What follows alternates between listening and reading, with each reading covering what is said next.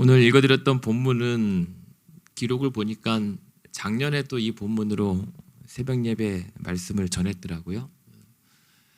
근데 이 본문을 정하게 된 것은 작년보다는 올해 제게 또 와닿는 말씀이어서 이제 본문을 선택할 때 다시 보게 되었는데, 그러고 보니 작년에도 말씀을 전했더라고요. 근데 그때 작년에 이 말씀을 전했던 것은 그때 뭔가 알았다고 생각을 했거든요.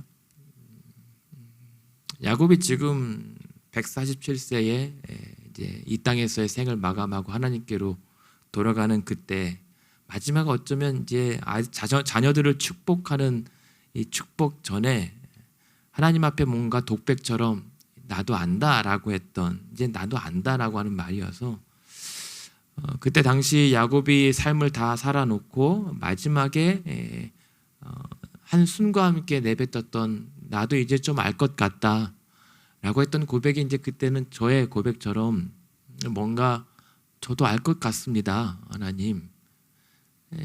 이제 그랬던 말씀이었거든요.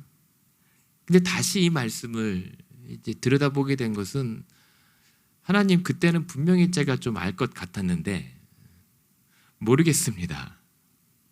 이게 작년에는 알겠던 것이 올해는 다시 그래도 알다가도 모르겠습니다라고 하는 이 심경이 이 야곱의 고백 앞에 조금 겹쳐져서 이 말씀을 또 보게 됩니다. 그러면서 생각을 해보게 돼요. 사람이 내가 무언가를 알았다고 말할 수 있을 때는 대체 얼마나 알아야 내가 안다고 말할 수 있을까? 그것이 단순히 세상 지식이나 어떤 연구의 주제나 이런 것이 아니라 인생이 무엇인지, 삶에 대하여 내가 과연 삶이란 이런 것이구나 라고 정의할 수 있을 때는 대체 언제쯤 어떤 상황에서나 가능할 것인가 궁금하게 돼요. 여러분은 그래도 저보다 훨씬 그 삶에 대해서, 인생에 대해서 정의할 수 있고 알았다 혹은 그렇다라고 확신할 수 있는 순간과 그런 내용들이 더 많으리라고 저는 생각이 됩니다. 그런데 야곱이 지금 내 아들아 나도 안다, 나도 안다 이렇게 두 번이나 연거푸 얘기하면서 알았던 것은 대체 뭘까? 대체 우리 인생에서도 알아야 할 것이 대체 무엇인가? 이 생각을 같이 나누고 싶습니다. 말씀드렸던 것처럼 19절에 아들 요셉이 말리면서 자신의 손주들을 축복하는 할아버지 혹은 아버지에게 장자 므낫세에게 오른손을 얹게 하고 둘째 손주 에브라임에게 왼손을 얹어 축복하게 하시려고 요셉이 아버지 야곱의 팔을 이렇게 바로잡아 주려고 해요. 근데 아버지 야곱이 나도 안다 하면서 계속 이렇게 하는 장면이거든요. 오른손으로 둘째 손주를 축복하고 왼손으로 장남 므낫세를 축복하려고 하는 이 장면입니다. 그러니까 그때 당시에 오른손이 그 장자권의 축복이 어떤 상징이라고 한다면, 아들 요셉에게는 이해할 수 없는 일인데 적어도 이 아버지 야곱에게만큼은 떠오르는 그때의 기억이 있죠. 어떤 기억입니까? 아버지, 그러니까는 요셉에게는 할아버지고 야곱에게는 아버지였던 이삭이 원래 장남 에서에게 축복하려고 했었는데 자기가 쌍둥이였지만 막내였고 둘째였던 자기가 그 복을 가로채 받았던 기억이 나죠. 그러니까 야곱은 어머니 리브가에게 작은 자가 큰 자를 섬기게 될 것이다라고 하는, 요즘 말로 말하면 태몽이 있었잖아요. 하나님의 이 작은 동생 야곱이 더 크게 될 것이다라고 하는 하나님의 고지가 있음에도 불구하고 기다리지 못하고 사실은 가로챈 거나 다름없거든요. 자주 말씀드렸던 것 같은데 야곱이 에서의 그 권리를 아버지를 속여서 가로챈 것은 물론 긍정적으로 볼 수도 있겠죠. 하나님 복에 대한 적극성.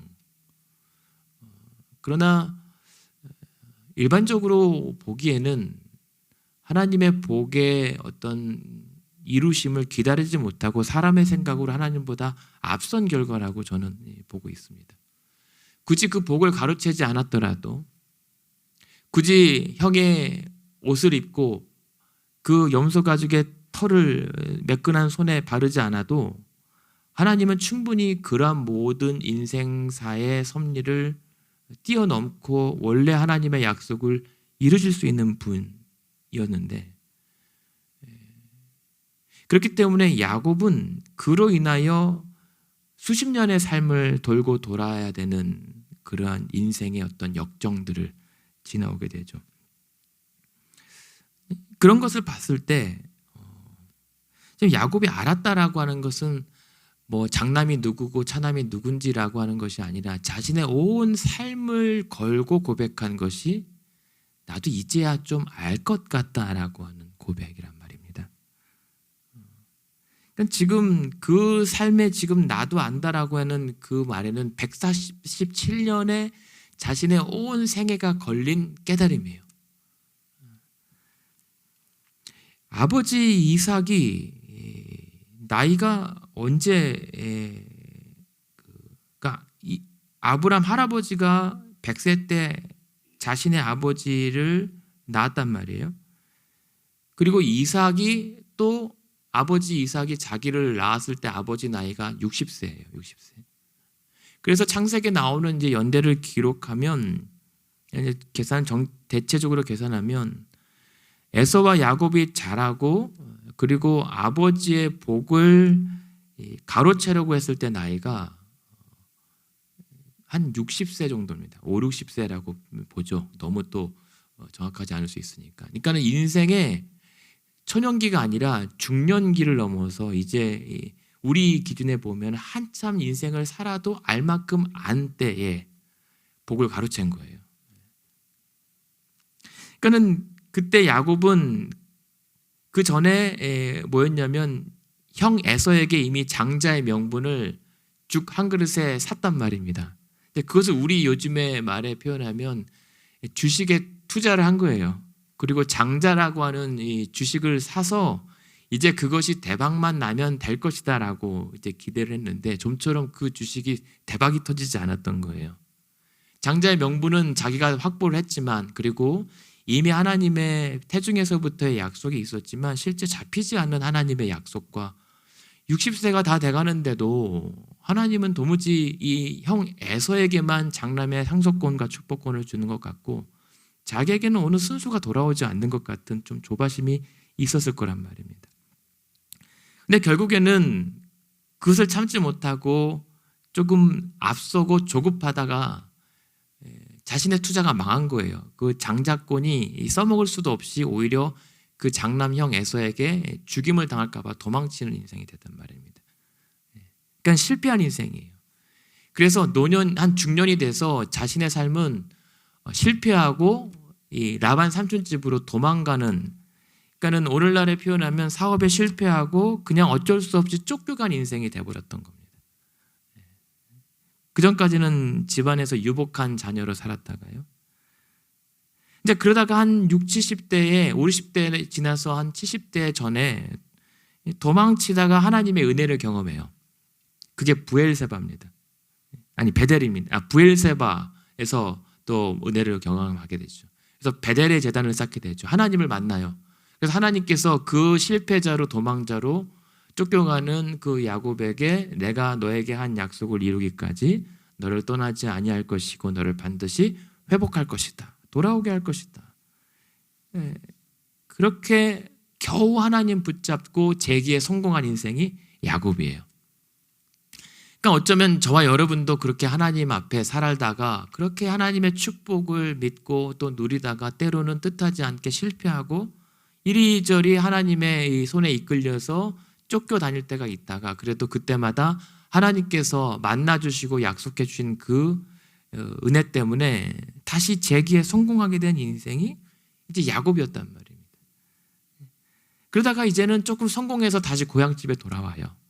모든 누적되었던 문제가 또 하나님의 은혜로 풀리고 형 에서랑도 화해가 되고 이제는 고생 끝이다 라고 했는데 한 90대 정도 됐을 때 이제는 사업은 성공했는데 자녀들은 이제 번성했는데 이제 자신의 딸 때문에 마음고생을 하게 됩니다. 딸이 이제 어려운 일을 당하게 되죠. 그래서 이제는 뭔가 살만하다라는 인생에 또 하나님 앞에 두려워 떨 수밖에 없는 일들이 생기는 거예요. 딸이 수치스러운 사건을 당하고 또 그 때문에 그 주변 부족들한테 공격당하고 이제 자신의 사업과 가족조차도 위기에 생명의 위기가 봉착하는 삶을 살면서 또 두렵습니다. 아니 평생 야곱은 두려운 인생이에요. 그러다가 하나님 앞에 또 베델로 올라가서 제사를 드렸을 때 하나님께서 또 두려워하지 말라고 또 다독거려 주시니까 또 야곱은 괜찮다고 하면서 다시 힘을 내어서 막 살아가요. 그래서 나이가 한 100세가 됩니다. 야곱이. 근데 이 100세가 된 이 인생이 이제는 끝났겠지 했는데 어이없게도 형제들 간의 암투와 시기와 질투로 그렇게 사랑하는 이 라헬의 아들, 그러니까 라헬의 아들 요셉과 베냐민에 대한 집착이 있어요. 근데 그 요셉이 어느 날 갑자기 들에 나갔다가 죽임을 당했다라고 하는 소식을 듣고 그 아들 요셉의 시신도 확인하지 못한 채 그 옷만, 피 묻은 옷만 보고 생이별을 했던 인생입니다. 그러면서 기가 차게 20년 정도 가슴에 이렇게 멍울을 쥐고 살아왔던 이 아버지 야곱이 갑자기 어느 날 믿기지 않는 소식을 130세 정도에 듣습니다. 130세. 이제는 끝나고 이대로 죽는구나. 그러면서 흉년의 때에 자신의 인생은 어쩌면 이젠 이렇게 마감하구나라고 하는 상황에서 오히려 아들 요셉이 애굽에서 살아있고 총리가 되었다는 소식을 듣고 갑자기 힘을 얻게 됩니다. 그래서 뭐라고 얘기하냐면 45장 27절입니다. 45장 27절에 보면 요셉이 애굽의 총리가 되어 있고 아버지와 식구들을 모시기 위해서 어떤 그 마차 수레를 보냈다라고 하는 상황에서 기운이 소생했다라고 얘기합니다. 그러니까는 뭔가 마감했는데 살만한 의지가 갑자기 활력하면서 내가 죽기 전에 요셉을 보러 가겠다. 그러면서 힘을 내어서 마지막 힘을 다 동원합니다. 그러니까 노구가 되어도 염려와 걱정이 끝나지 않았던 그 답답한 인생이 야곱의 인생이었는데 이제 죽을 때가 되었다라고 했는데 극적으로 요셉의 그 살아있다라고 하는 소식을 듣고 애굽으로 내려와서 마지막 애굽에서 몇 년을 사냐면 17년을 살아요. 17년. 그러면서 17년 살면서 지난 모든 인생을 막 마감하고 정리하면서 47장 9절 보시면 47장 9절입니다. 야곱이 바로에게 이르되 내 인생은 나그네 길의 세월이 130년이었습니다. 라고 얘기합니다. 130년 동안 막 살아왔고 정착했고 안정을 했고 막 이리저리 살아왔던 자신의 인생을 한마디로 나그네 인생이라고 얘기합니다. 그리고 내 나이가 얼마 못 되니 우리 조상의 나그네 길에 연조에 미치지 못하나 험악한 세월을 보냈습니다. 저는 조금 거친 인생을 살았습니다라고 고백하는 게 자신의 인생이었습니다. 나그네 인생. 그러니까 최희준 씨만 나그네 인생이라고 우리를 정의한 게 아니라 성경의 야곱이 사실은 최초로 나그네 인생이라고 정의한 거죠. 무슨 말씀을 드리고 싶냐면 이제 그렇게 기가 막힌 인생을 살아왔던 그 야곱의 인생 그리고 애굽에서의 정말 또 새로운 이민 생활을 마감하면서 유언과 같은 아들에게 하는 독백이 내가 알았다라고 하는 것. 그런 인생에 대체 이 상황에서 뭘 알았다라고 했을까 싶을 때 그거죠. 한 가지입니다. 이제 내가 뭘 해야 할지 알았다는 것이죠. 내가 뭘 해야 할지 알았다. 그것은 지난날 아버지 이삭이 자신에게 범할 뻔했던, 결과적으로는 자신에게 하나님의 뜻이 이루어졌지만 그러나 아버지 이삭이 그래도 장남이지 라고 했던 에서에게 마음껏 축복하려고 했던 그 실수, 불명 태중에서부터 작은 자에게 하나님께서 축복하시겠다라고 하는 그 약속을 사람의 뜻으로 억지로 거스르려고 했던 그 실수를 다시 상기하고 자기도 그와 같은 동일한 실수를 범하지 않으려고, 큰 자가 작은 자를 섬기게 될 것이다라고 하는 그 하나님의 고지된 뜻을 확실히 하고자 손을 어긋나서 축복을 했던 겁니다. 이것은 그냥 둘째 손주가 더 사랑스러워라고 하는 게 아니라 하나님의 뜻이 이루어지기를 구하는 순종의 의미였던 겁니다. 그러니까 자기가 죽기 전에 뭘 해야 할지 알았다라고 하는 것은 이번만큼은 내가 실수 없이 하나님의 뜻에 온전히 순복하겠다라고 하는 고백입니다. 그것이 자기가 죽기 전에 할 수 있는, 어쩌면 처음이자 마지막 선택의 행동이었습니다. 그러니까 지금 이렇게 보면서 왜 아브라함의 하나님, 이삭의 하나님, 야곱의 하나님이라고 하고 그 다음에 요셉의 하나님이라고 하지 않는가를 생각해 봐요. 차라리 요셉이 더 잘 됐잖아요, 인간이. 그럼 요셉의 하나님이면 창세기가 멋지게 끝나거든요, 결론이. 그러나 하나님께서 아브라함과 이삭과 야곱의 하나님으로 종교를 한 것은 그 자녀들을 통해서 이제 본격적인 하나님의 구속 사역이 이루어지는 의미도 있겠지만, 야곱으로 하나님께서 마무리 지신 것은 되게 기쁜 일입니다. 왜냐하면 우리가 봤을 때 아브라함은 믿음의 조상이지만 아브라함과는 조금 좀 거리감이 있어요. 근데 이삭도 꽤 괜찮은 분이시지만 이삭의 하나님이 치고는 또 우리의 실제 삶의 모습과는 조금 거리감이 있습니다.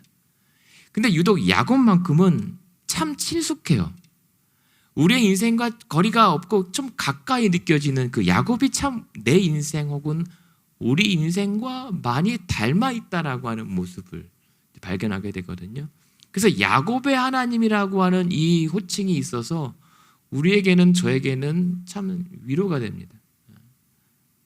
이러한 야곱의 속임수 인생, 그리고 얄팍한 인생, 그리고 여전히 연약하고 두렵고 때로는 당황하고 분노하고 인간적인 체념과 타협을 계속 반복하는 이 야곱의 하나님이시다라는 이 사실.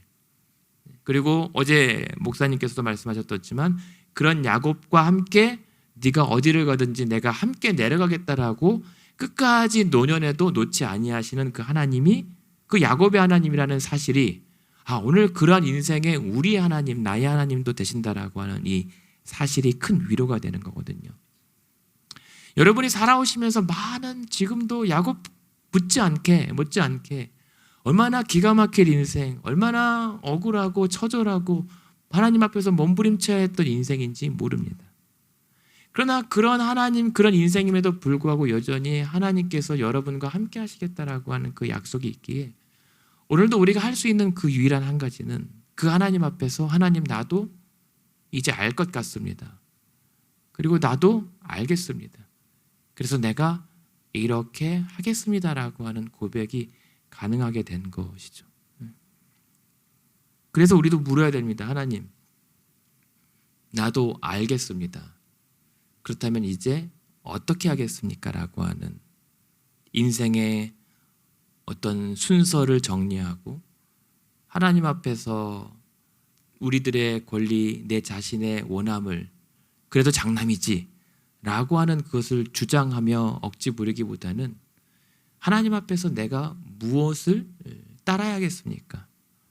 라고 하는 삶의 모든 삶을 걸고 행동하고 고백할 수 있는 그런 아침의 기도가 되어야 될 것입니다.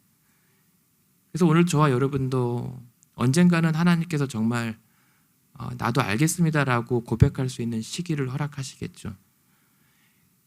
그런데 우리는 많이 실수합니다. 내가 안다, 나도 안다, 네 마음 나도 충분히 알지, 그 상황 나도 겪어서 알아, 이게 우리 성도의 알았다라고 하는 고백과 시기가 아니라는 거죠. 내 인생, 내 경험이나 내 지혜나 내 뜻, 내 연륜, 내 깨달음의 내가 안다라고 할 수 있는 것은 하나님 앞에 내세울 것이 못 됩니다. 우리가 하나님 앞에서 내가 알겠습니다라고 할 수 있는 것은 이제야 하나님의 뜻이 무엇인지 알았습니다라고 하는 그 고백만이 유일한 우리의 알미라고 할 수가 있습니다. 그런데 하필이면 야곱은 죽기 직전에 하나님 이제 알았습니다라고 했던 것처럼 천하에 아무리 야곱일지라도 그럴진데 저와 여러분도 어쩌면 마찬가지일 거예요. 작년에 알았던 것 같은데 올해는 그 알았던 것이 또 이상하게 아리송하게 된다는 말입니다. 근데 올해는 또 모르겠는 것들이 또 내년엔 또 알 수도 있어요. 근데 그 반복된 알았다 몰랐다 알았다 몰랐다 하는 것은 결국에는 몰랐다는 거거든요.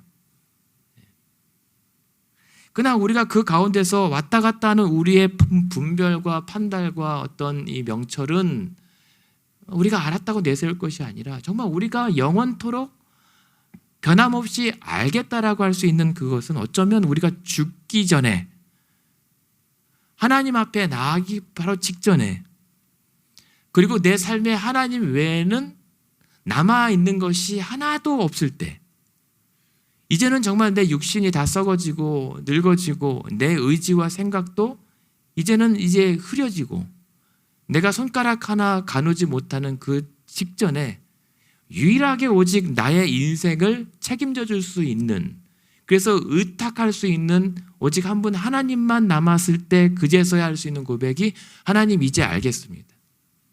하나님만이 내 유일하신 나의 주인이십니다. 나의 구원이십니다. 나의 복이십니다.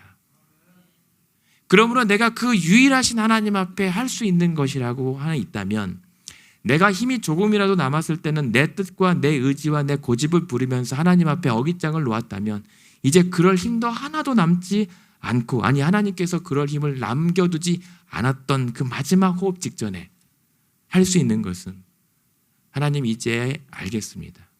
하나님의 뜻에 온전히 모든 내 삶의 권리를 양도하고 의탁합니다. 주 뜻대로 이루시옵소서.